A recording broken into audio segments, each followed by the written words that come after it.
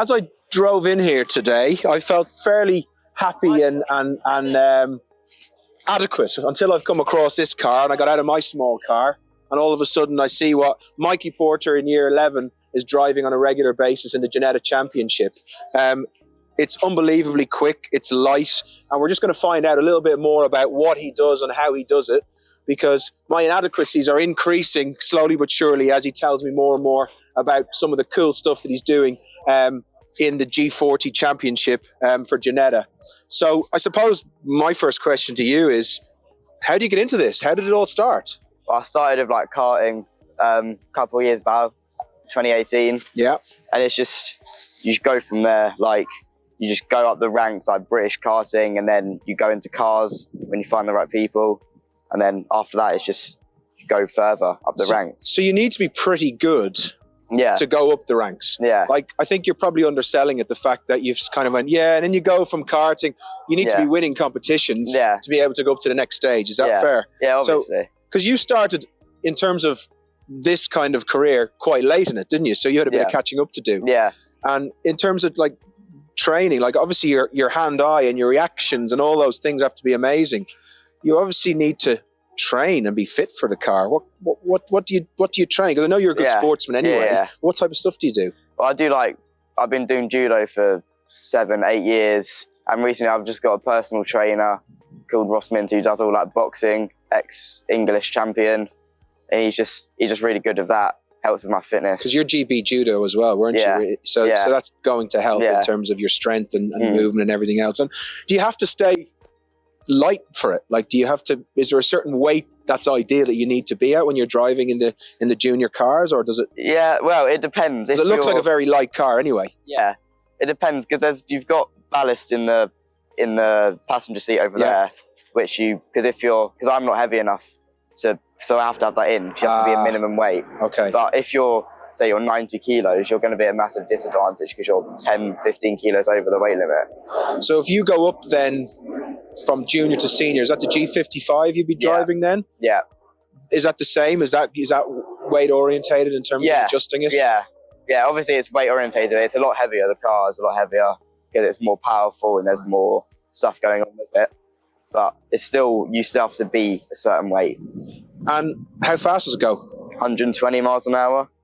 And would you regularly get it up to that speed? Yeah, because all tracks have a long straight. Well, most of them have a longish straight that you can just power down. Yeah, floor it. And then what about the bends then? How, like, what's the decrease? What's the differential from being at that top speed to drop down and back up again? Because I know it gets from 0 to 60 very, very quickly, and obviously 0 to 100. So what would you be doing on the bends? Well, obviously you're just trying to carry as much speed through it as possible to get the best time. But there's a lot going on when you're like trying to change down the gears and there's cars moving. There's a lot going on. So to be good, you have to have a good feeling of the car. Right. So you and your car need to be best friends nearly in terms of the time you spend and how it reacts and what it does and so on as well. So if you're doing, say, a 110 or 115 on the straight and then you've got a bend, you're trying to corner that bend as quick as you possibly can. Yeah. So you might go around the bend, 50, 60 miles an hour? Depends what type of corner it is. Like, depends how tight it is. Depends what the exit's like. Is it commonplace to slide out the back as well? Yeah, mostly, because these cars they're a good learner car because it teaches you all the right stuff. Yeah. It teaches you good car control. Yeah, these cars are very loose on the back. So when it moves up to the senior stage, is the car quicker? Is a G55 quicker? Yeah, a lot quicker. Bigger? Yeah. And I guess less forgiving in terms of managing it, or not? Well, it depends. Obviously, it's faster, so if you have a crash, you're going to have a bigger crash. But the whole feeling of it's a lot more stable than this, because there's a lot more like mechanical stuff going on. Sure. Like this has like no traction control, no ABS, nothing. It's all very mechanical. But the G55 is a lot more stuff to help you go faster. So it's almost this, in a sense, is stripping down to just you and the car, whereas you've got a little bit of extra help because it's obviously going faster. And have you ever had a crash? Yeah, I have. Not any big ones that I've like written off the car, but like I went up a bank once at one of the tracks. and then just like crashing with like people in the racing as well, just like So, seeing Formula One. And I'm guessing it's not cheap then to make any repairs. No, not really. Well, yeah, it depends how bad the crash is, but none of it's cheap, really. And in terms of kind of progression this year, you've got the opener, the championships, the 8th to 10th of April. Yeah. So how does that work? How many cars will be involved? And what are your hopes to? What are you hoping to do for yourself personally in that opener? Yeah, well, there's about 25, 30 cars in total. Hopefully, I'm going to win it. I'm fast enough. I have the pace to do it. But it's all about how you race with other people. And do you do time trials beforehand to know where you're going to start on the grid? Qualifying. Right. Okay. You have a qualifying for. So do you know where you're going to be now at this stage already? Do you know? No, you do that on the Friday. That's before done the a couple race. of days before or the day before. Oh, okay. Okay. And then is it the G Fest? Is that what it's called? Yeah. In May, June time. June, yeah. So what does that involve? Is that kind of a festival of speed almost? Yeah. Is that like Silverstone? Yeah. Yeah.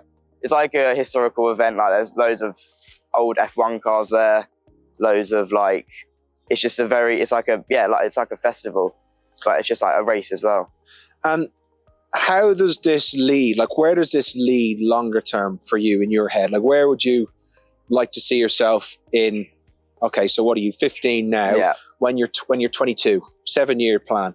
Hopefully I'll be doing like racing in British GT or like going to race in America. Yeah. Because there's a lot of opportunities. Like after this, there's a lot more opportunities to different stuff to go into. Yeah.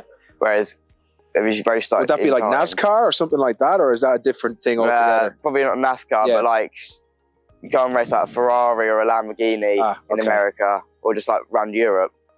That's what I want to do. Well, I mean, what you're doing now is awesome, and I know from our perspective, you know, I kind of try and keep up to date with what you're doing and how you're doing, and you're exceptionally talented, and we're certainly very, very proud of as a school what you're doing, and you know, just wishing you the very best of luck in the championships coming up in the next couple of weeks. Thank you. And I think it's a case of kind of watching this space as Mikey progresses. The car itself, as you can see, is pretty impressive stuff. Super light, super quick. So, you know, as much as I like to think I'm a good driver, I don't think I'd be anywhere near possible to do what Mikey does. So I'm in awe of what you do, and just thank you and keep doing it. Cheers. Thanks.